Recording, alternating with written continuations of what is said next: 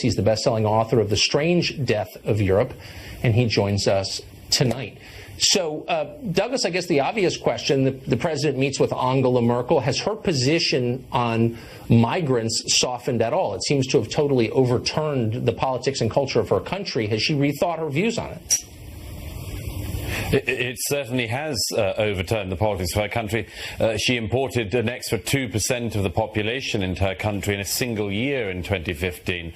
But, you know, she last year, when she did badly in regional elections, she suddenly said what was reported as an apology. It actually wasn't. She just said, I wish we'd been better prepared for what happened.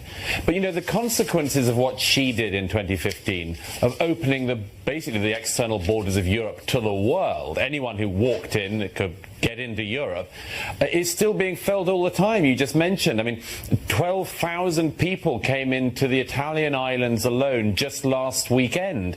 This has consequences across the continent. As you mentioned, the Austrians sending troops to the Italian border to reinforce it.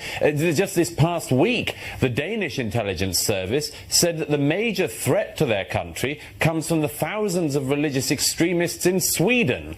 Now, those aren't, you know, crazy Calvinists who are kicking off in Sweden. They're the people who've come recently into Sweden at Angela Merkel's invitation.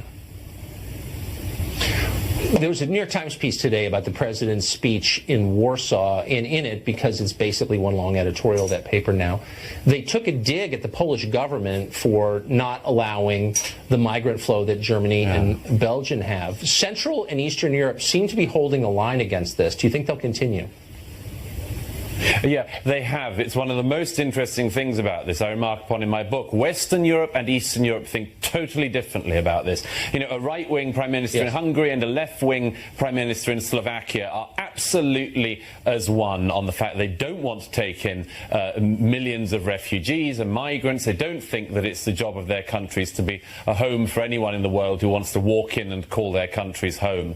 I don't think that's going to change. And by the way, that sneering of the New York Times and other papers, I mean, they should really reflect on the fact that even some of their sort of cherished figures are starting to realize this. A very interesting development this week. Bill Gates gave an interview to one of the German papers. Now, Bill Gates in 2015 said that America should take in migrants at the same rate that Germany had. But just this week, in a change of tone, Bill Gates said in an interview with a German newspaper that actually Europe obviously cannot survive with the rates of migration that it's got at the moment. And he said, you know, you've got to find a way to stop the boats landing.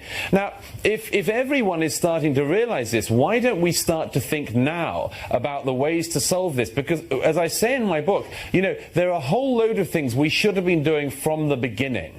And it was inevitable that people would realize this was a catastrophe. But we have been woefully slow in waking up to it. And I think that the lessons that America in particular has to learn from this are incredibly striking. Yes, and routinely and assertively ignored by our policymakers, which is why it's so nice to have you on tonight. Douglas Murray, thank you. Great pleasure to be with you.